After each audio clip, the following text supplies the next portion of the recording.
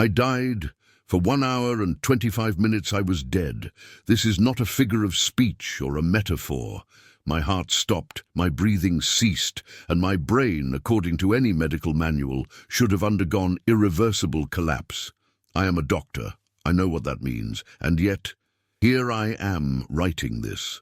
Not because I want to convince anyone of anything, but because what I experienced that day haunts me to this day. It was in 2008, but every detail still pulses inside me as if it happened yesterday. It was meant to be just another routine trip, coming back from a call nearly 400 kilometers from home, but midway, my body began to fail. First, a discomfort in my chest, then a searing pain that shot up my arm. The road seemed longer, time slower. I knew what was happening, and yet I didn't want to believe it. I stopped at a clinic in Cambalda, already feeling on the verge of fainting. I grabbed the electrocardiogram, looked at the tracing, and there it was. An extensive, acute myocardial infarction. My very own heart trying to kill me. There was barely time to react. In a few minutes, I collapsed completely in the emergency room. I was shoved back onto a gurney, and the team began trying to resuscitate me. I didn't see it happening, but I felt it. It was as if I were being pulled out of my body, out of everything known. There was no light, no tunnel, no angels, at least not at first. Only a devastating silence, a total absence. I knew I was dead, not because someone told me, but because in that place where I ended up, life as we know it simply did not exist. It's hard to explain what one feels when clinically dead, because everything we use as a reference for feeling depends on the body, and I no longer had access to mine. There was no pain, but there was also no peace. It was like being conscious inside nothingness, a total darkness, but not in the visual sense, rather existentially. I couldn't see my body, I heard no voices. I no longer had a physical me. It was just consciousness floating in a space that seemed to have neither end nor beginning. And within that void, a wordless question began to hammer at me. Is this it? Is it over? The sensation was both absurd and completely real. I had flashes of life, but they weren't like a movie playing before my eyes. They were more like condensed feelings, memories compressed into seconds. My son's face came to mind, my wife's gaze, but it was like trying to grasp smoke. Everything slipped away. I didn't know if it was the end or a transition. And the most frightening part was realizing that even dead, I still was. I was still there somehow, present, aware that something far greater than death was happening, and I was just a particle within it. Meanwhile, outside, my team fought for my life. It took almost 50 minutes of resuscitation maneuvers, 13 defibrillator shocks, and finally the monitor showed asystole, a flat line.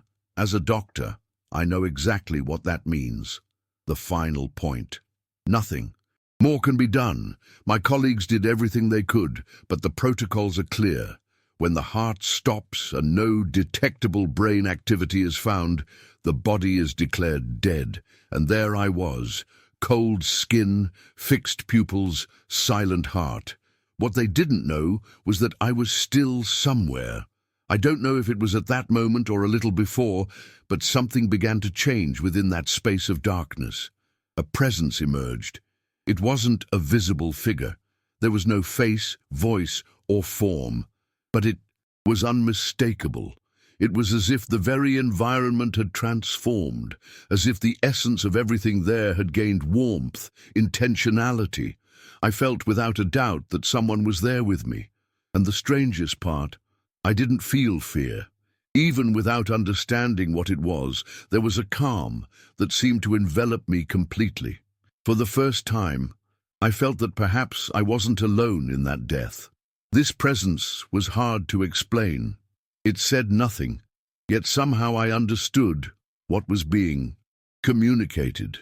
It was as if a consciousness far greater than mine was watching me with a compassion I had never experienced before. It wasn't judgment, nor reproach. It was a kind of love that has no parallel in earthly life. Not a romantic love, nor a paternal one, but something more essential, as if it were the very definition of belonging. And even in that state where everything seemed undone, I felt that I was being embraced. It's strange to write this because, rationally, it doesn't make sense. But the sensation was so intense that it's impossible to pretend it was mere imagination. It wasn't a dream. It wasn't a hallucination. It was more real than any surgery I've ever performed, clearer than any day working in the hospital. I didn't see anyone, I didn't hear voices, but I understood clearly that I was between two worlds. There were no walls, no sky, no setting, only that silent presence. And I, floating in a state of waiting. I didn't know if I would remain there forever, or if I was about to cross over to somewhere else. But the strangest part was, I was at peace. As I floated in that state, without time or body, something began to change. I don't know if it was an intervention, a choice of mine, or some greater force that decided for me, but suddenly I felt as if I were being pulled, not violently but firmly, as if I were being taken back to some place from which I had inadvertently left. And then came the most striking moment of it all. I heard a sound. It was the first thing to break the absolute silence. It was a mechanical, rhythmic sound, a beep, a single beep, then another, then an irregular sequence, and then a warmth took over my chest, as if someone had lit an ember right in the middle of my body. My eyes still did not respond, but I knew my heart had started beating again, and with it came pain, an insane, suffocating pain that pulled me back to my body as if I were being reinserted into a broken machine. I couldn't move.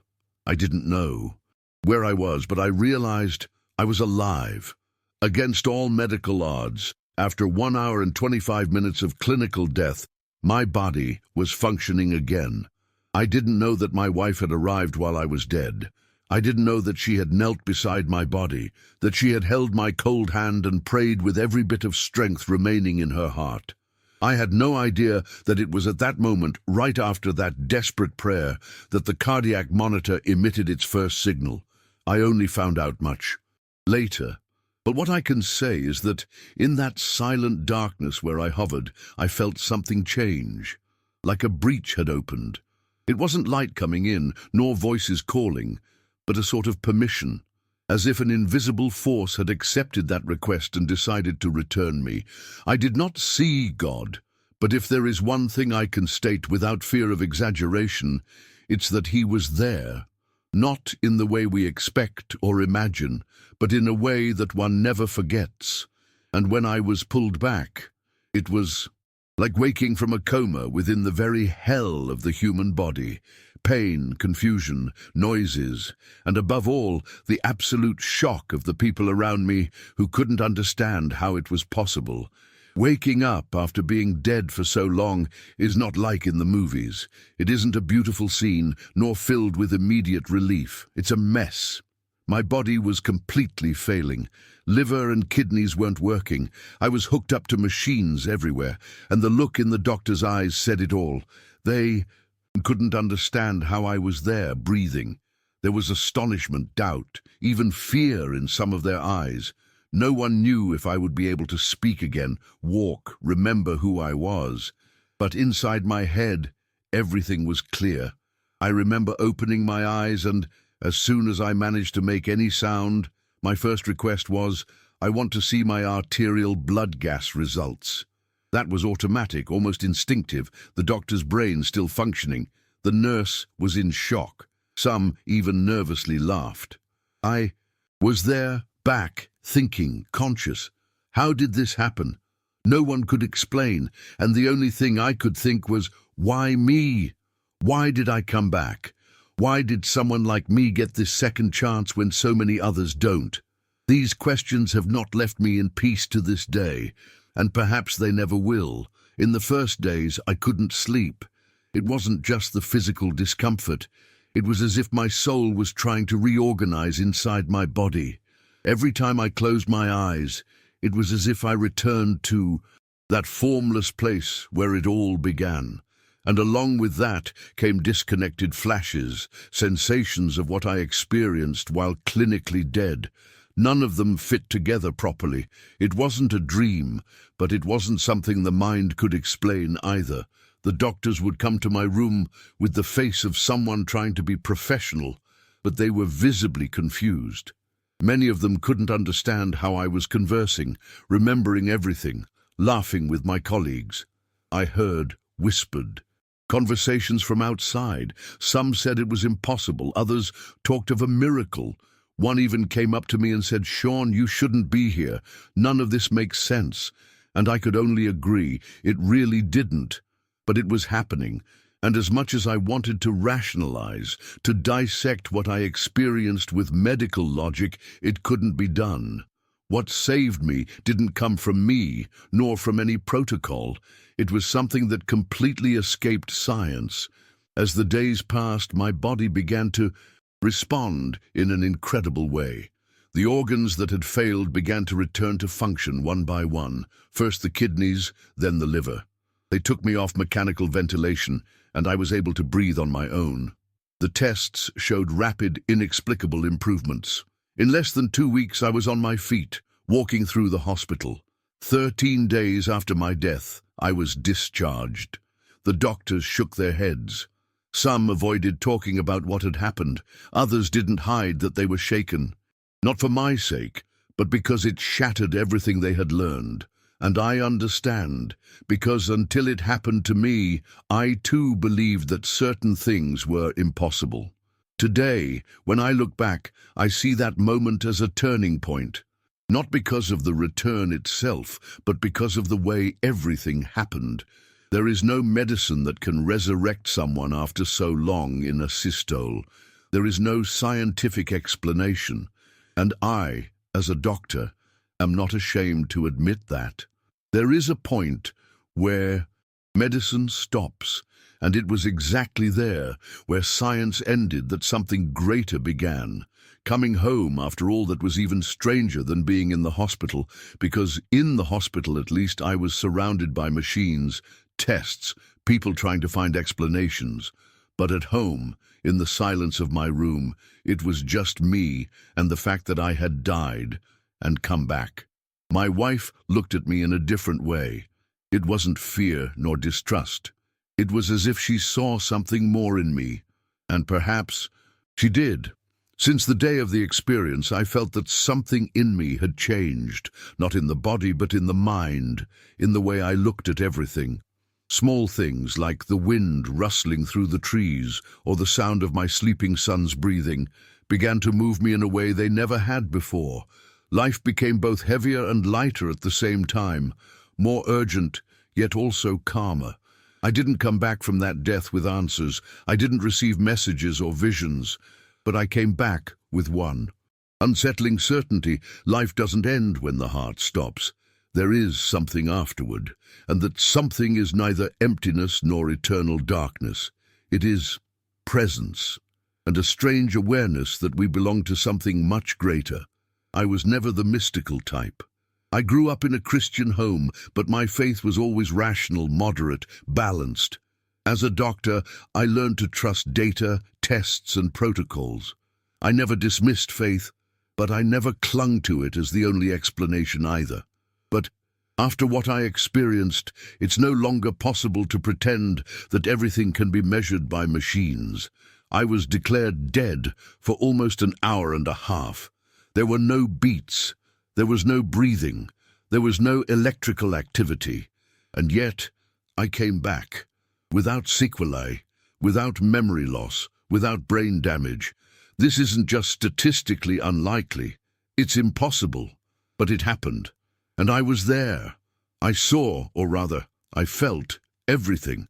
Not because someone told me, but because my consciousness never shut off. Since that day, I have dedicated my free time to telling this story, not to prove anything, not to convince anyone, but because I know that someone, somewhere, might need to hear this, to know that death is not the end, to understand that there is a purpose even when everything seems lost, and that, yes, miracles still happen.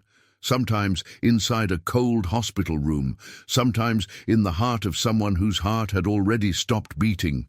After I shared my story, for the first time, I received hundreds of messages, people from all over sharing their own experiences, their doubts, their fears. And the most curious part is that many had never spoken about it with anyone. They felt ashamed or afraid of seeming crazy. And I understand, because until it happened to me, I too would have looked with suspicion at someone saying they came back from the dead. But when you live it, everything changes. Today, when I look into the eyes of a critically ill patient, I don't just see numbers or probabilities. I see someone with a soul.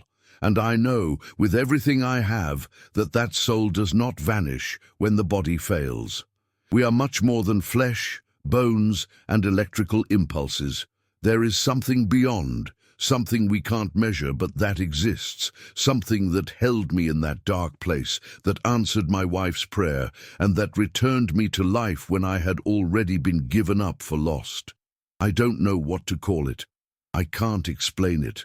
But I know it's real, because I was there and I came back. Sometimes I still wake up in the middle of the night with the sensation of floating again in that void. It isn't a nightmare. It isn't panic. It's as if a part of me never completely left there. As if that experience left a permanent imprint. I returned to routine, resumed my work, and treat patients as before. But inside, nothing is the same. The way I listen to people changed. The way I understand their pain too. When someone asks me if I believe in life after death, I don't say I believe, I say I know. Because believing presupposes doubt.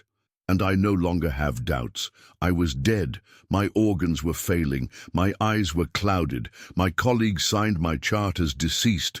But something decided that my story wasn't over yet. And that in itself is worth a lifetime of reflection. I don't live in fear of dying, but I also don't live expecting another miracle. I live each day with more presence, more attentiveness, because I know what it is to lose everything and come back. And I also know that this return is not guaranteed for anyone. Today, I continue my life more calmly, with more faith, even without having all the answers. I, who was always driven by logic, have learned to live with mystery. And I don't feel any less of a doctor for that. I feel more human. I still go into emergency rooms. I still deal with complicated diagnoses. But now I carry within me something that no medical school teaches, the certainty that there is something beyond. I don't know why I was chosen to come back. I don't think I'm more special than anyone. But since that day, I feel responsible for sharing what I experienced, because I know that on the other side of a monitor, there might be someone who needs to hear that they are not alone, that death is not the end, that love, even in silence, even in darkness, is more powerful than any cardiac arrest. If you read this far, thank you, truly. Telling this still moves me. It still hurts me, but it also heals me a little at a time. And if one day you find yourself in that dark place where everything seems to have ended, remember, sometimes it's exactly there that everything is only just beginning.